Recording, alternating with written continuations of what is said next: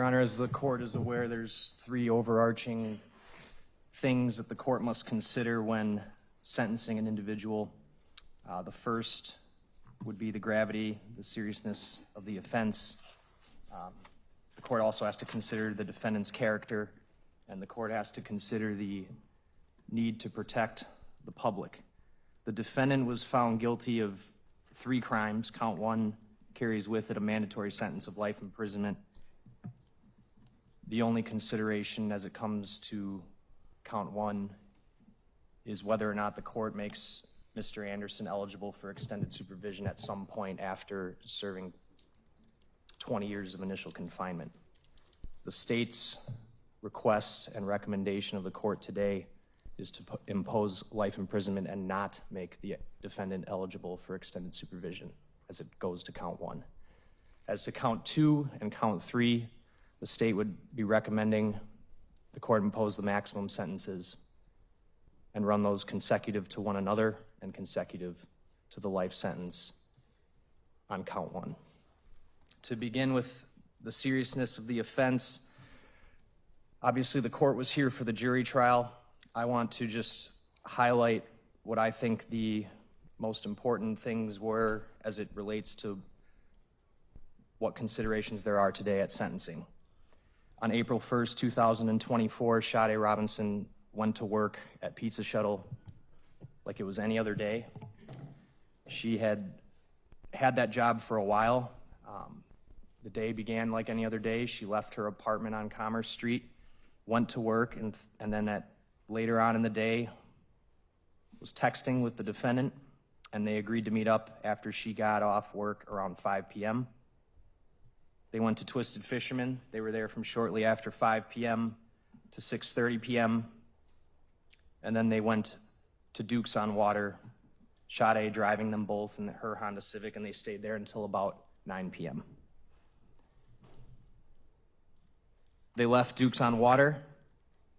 They went to Maxwell Anderson's house at 3161 South 39th Street. Again, Sade Robinson driving her 2020 Honda Civic, and they remained in his house for several hours. And what we know is that while at his house, Sade became incapacitated. She was grabbed, groped, had her clothing removed until she was removed from his house around 12:45 a.m. going into April 2nd. She was taken from the defendant's house by the defendant in her own car and driven around the county. And the defendant chose to ultimately go to what was his secret beach at Warnemont Park and dispose of Sade Robinson in the early morning hours of April 2nd. He took her body down to the shores of Lake Michigan. He cut her up into pieces and disposed of her in the lake, mostly in the lake. And then he took her car, left Warnemont Park, drove to the north side of Milwaukee, set her car on fire on 30th and Lisbon. In the course of doing that, in the course of disposing of her vehicle, he also discarded her left leg in the 31st and Galena playground, just a couple blocks away from where he set her car on fire. He calmly walked away and walked to a bus stop and returned home by a bus, Milwaukee County Transit bus, and then went about his life as if nothing happened. He went to work that day at Dugout 54. Later that night, April 2nd, Sade's right leg was found on the shores of Lake Michigan at Warnemont Park, and shortly after that, on the night of April 2nd, she was reported missing to police. For the next several days, as her family and friends wondered where she was, there were searches underway, and additional remains of hers were then recovered at the 31st and Galena playground. The police investigation allowed them to learn that the defendant was the last person she was with, the last person she communicated with, and he was ultimately arrested on April 4th. Days later, her torso was found badly decomposed, washed ashore in South Milwaukee. He had cut off both of her legs, cut off one of her arms, cut off one of her breasts, and cut off her head. Her head has never been recovered. As you can tell from what you've read in the letters and heard today, Sade was a completely innocent victim. She died alone in an unfamiliar place. Her last moments had to have been terrifying.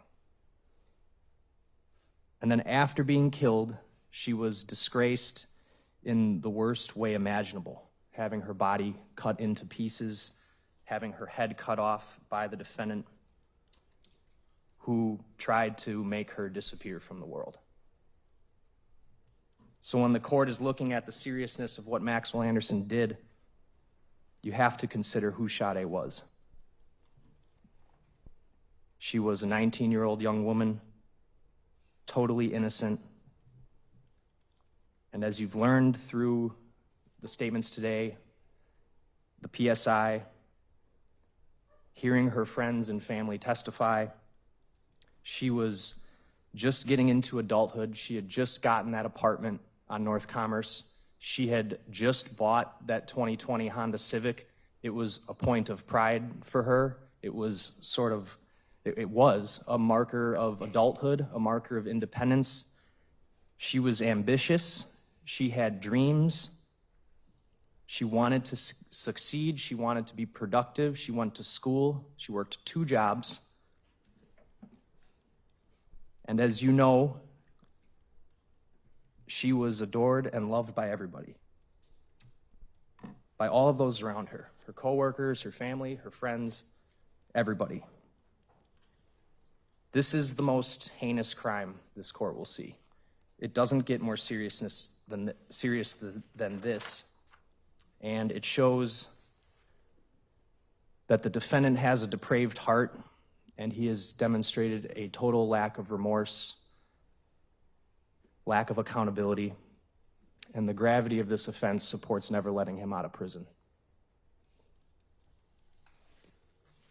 When considering the defendant's character,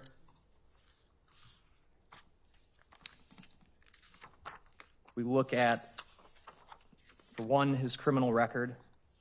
He has 6 prior criminal convictions.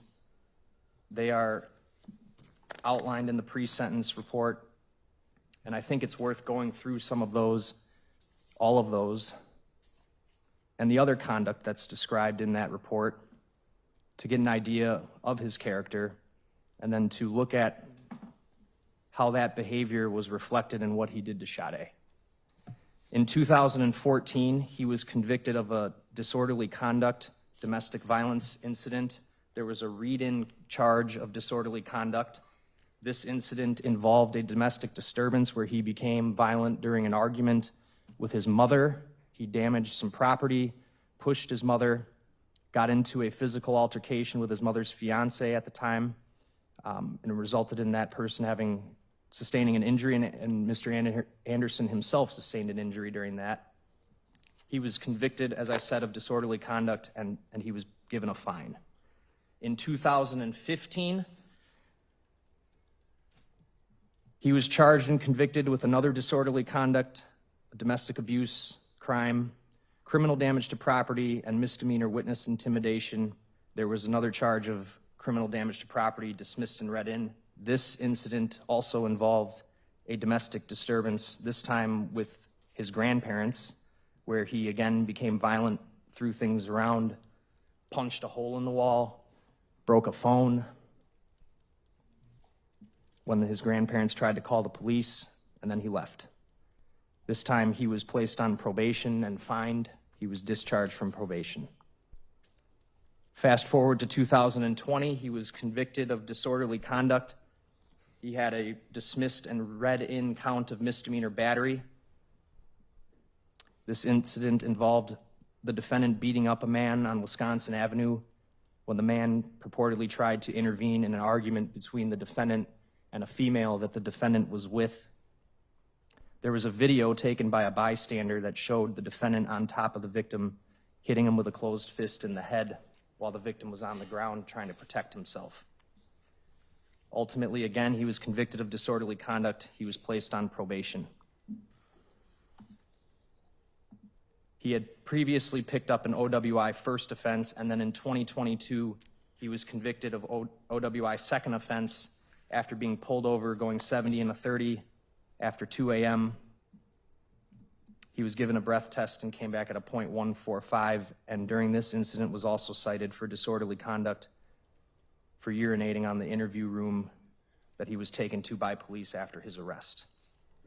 There is a 2015 incident mentioned in the PSI. It's not a criminal conviction, it's just an operating without a license forfeiture. And then the PSI also brings about this 2010 incident where he was caught at what appears to be an underage drinking party, and after being detained became belligerent, vulgar with police, urinated in the police vehicle that he was put inside. Since being arrested for this case, he has been in the Milwaukee County Jail. There have been numerous instances of misconduct while in the jail. Some of those are talked about in the PSI as well.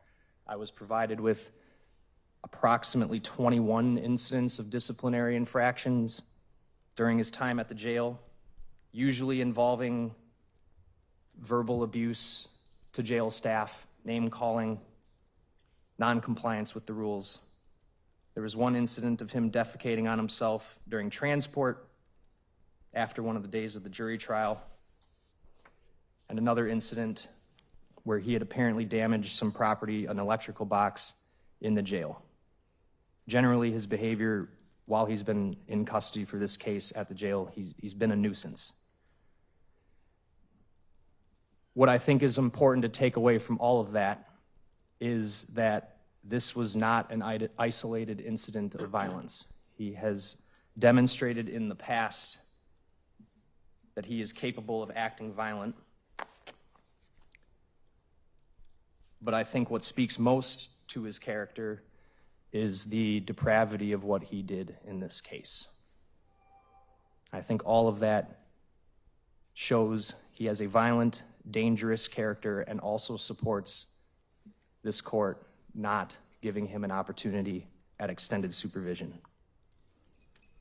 As far as the need to protect the public, it simply couldn't be higher here. As I stated, this is the worst kind of crime there is, done in the worst way, leaving a family and a community shattered and distraught, and the public needs to be protected from this type of behavior, and life imprisonment guarantees that. This incident had, as this court is aware, a tremendously negative impact on the community at large, on the public. The public was completely shaken by this. Members of our community, young women in particular, deserve to feel safe, deserve to feel like they can meet new people, go on a date, and not fear for their safety. And he took that sense of security away from countless people, and he does not care. The last thing I would highlight is the impact on the victim and the victim's family. Anytime there is a loss of life, it's going to have a tremendous negative impact on a family. But what happened to Sade Robinson was not just tragic, it was an unconscionably vicious act of violence that violated her dignity. He had her unconscious, was grabbing her, groping her, removing her clothing. He killed her. He then cut her body into pieces and sought to have her disappear. It was simply evil and heartless behavior. And anytime a child is lost, a family obviously is going to grieve and going to suffer. But in this instance, that loss of life was compounded by the brutality and the viciousness of what he did to her body after she was dead. And to add to that horrible reality of what they had to hear happen to her, they also have to live with the reality that her entire body has not been found.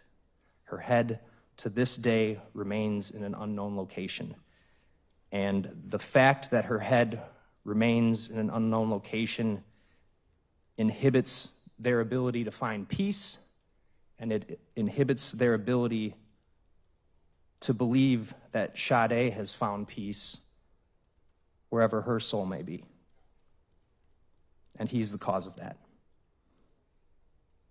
When you consider what her family went through, on top of losing a loved one, they had to deal with the agony,